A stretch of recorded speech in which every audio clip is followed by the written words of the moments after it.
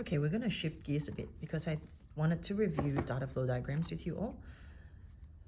And I'm going to base it on the 2020 paper, question 24B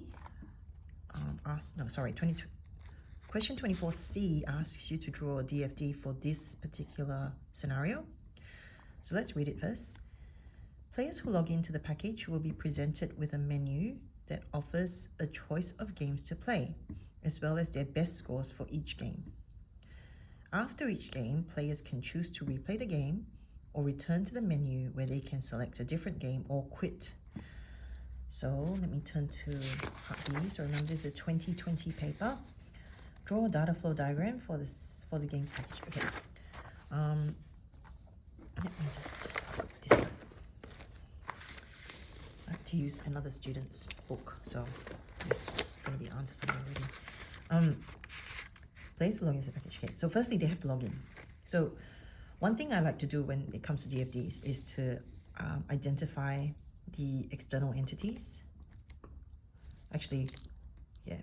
Another way is to do an IPO, because if you do an input process output, you can identify the data items for input and output, and then the processes. Okay. So let's see, how many marks is this? 4 marks. It's decent. Okay, so it's worth spending some time to scaffold it. Input, process, output. Okay, so players who log in. So they need to log in. Therefore, we need the username and password. Process login. Presented with a menu. So menu is the output. It offers a choice of games to play, as well as the best scores for each game. Menu, best scores. But then in order to do best scores, I need to actually, in order to show this, a process needs to happen without an input. It's successful if success. Load menu. Load best scores. Okay. Then after each game, players can choose to replay the game or return to the menu where they can select a different game or quit. So at the end of each game, so if game over, show menu, I guess, and then the user can either replay and then return, or game choice, or quit. So it says return to the menu where they can select a different game. That means I need to have game choice. So then I will load game if I have a game choice. Replay is basically load game again. And if I return, see how, like, because we keep track of best scores, if game over not show menu, I need to say update score, right?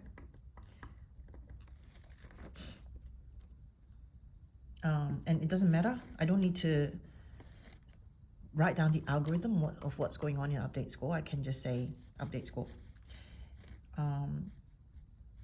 Return to the menu where you can select a different game, which will launch game choice again, or replay, load game, or quit. Yeah, cool. So I think that's sort of, so we can do game screen. Load game will load my game screen. Return will load menu, and menu is here, it's shown. And then I need to do entities and data stores. So earlier we talked about score, so I'm guessing, well, firstly, if you have to log in, then you need your users, and you have scores as well. Then entities would be the player. I guess here my data store can be called players.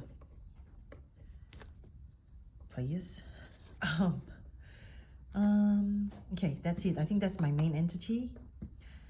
And then now I can try to create a DFD based on this. Okay, so let's see.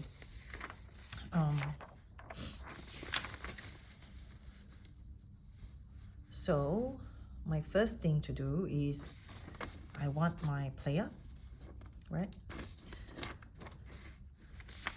My player.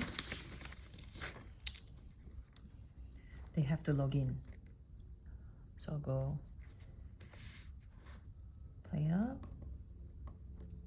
If you want, you can just pause this video and attempt your own DFD.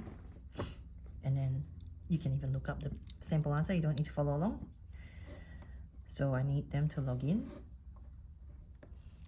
And remember, our arrows just go in one way.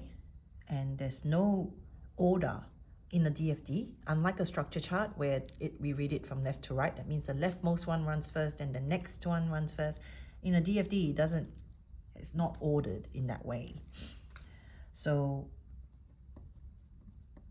username, comma, password, and then we can either give them menu, okay, or if it doesn't work, they can try again, menu or failed login. We don't have to say if successful then show menu. Like it doesn't matter. Actually, no, it does matter. I'll do it this way. It does matter in this regard. So I'll go if login is successful, then we will have player details, right? Where are we going to get it from? Well, when we log in, we're going to retrieve player details. Players, remember I called it players? Let me say login details. And what comes back are the player details.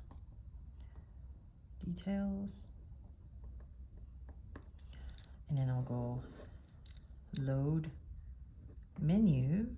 Now menu gets given because now we know only successful logins will have player details. So that comes back.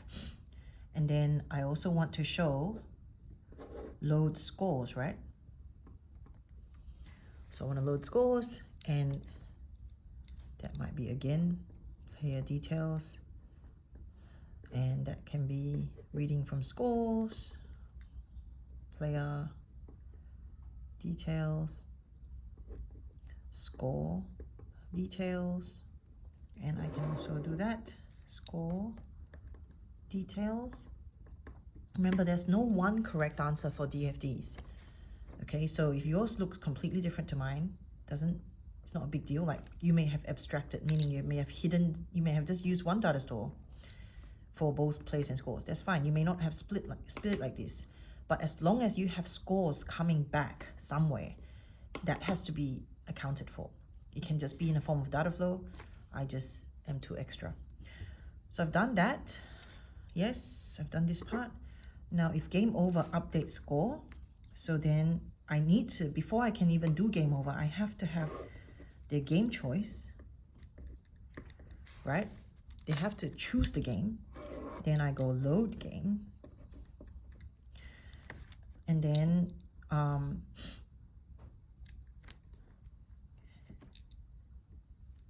they play.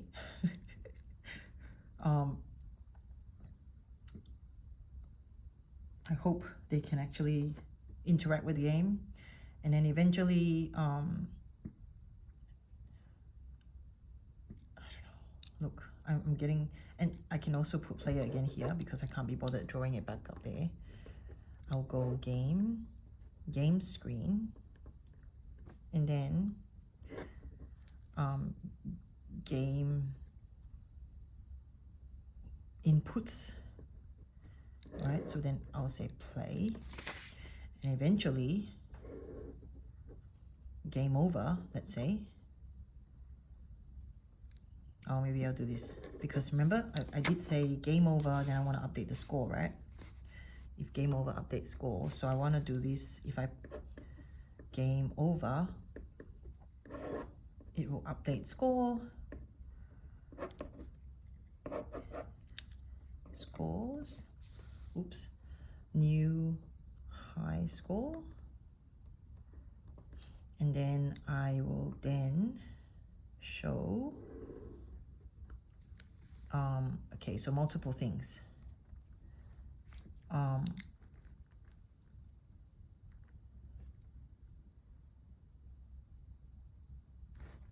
They can either replay, return, or quit. So I'll go after update score, I can load menu again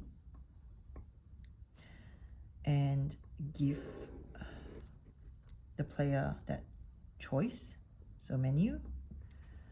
But the player could also say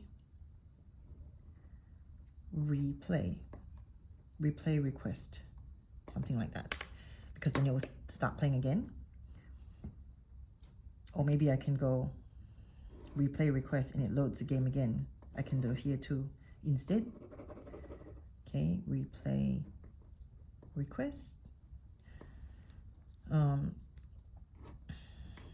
Then have I, so I've accounted for replay, I've accounted for return to menu, have I?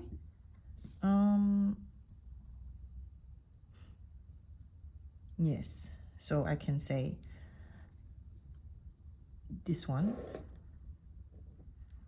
return to menu, and then I have replay request. I can also comma, I can have game choice. Okay, so as long as I've accounted for all my data and or quit, so then I might go quit. Just put it there. Request to quit. To quit. There. And I have my game screen, I have my menu, I have my load menu, I have load game.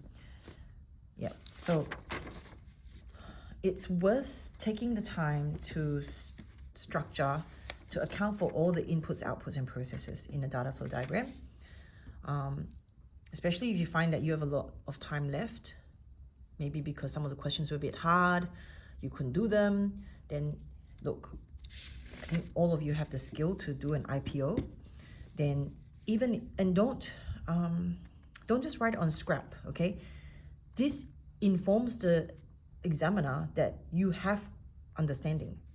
So maybe your DFD was not quite right, or like you actually drew something else, but this informs them too. So in your question, you could write, for example, let's say, look, I used the spare booklet, let's say. So I can write here, see spare answer booklet. You know, something like that. So then the examiner will know, okay, this kid has a spare booklet, I'm gonna go look for it. And they can then see my 2 pages because I'm so rushed. Okay, so hopefully that's clear on on a data flow diagram. So I know I don't have a question yet on the context diagram, but I just wanted to also touch on that. So imagine if I was asked to draw a context diagram instead. Okay, so not a DFD. So remember, DFD shows multiple processes and and data stores. Okay, let's see scores. Okay, so a context diagram.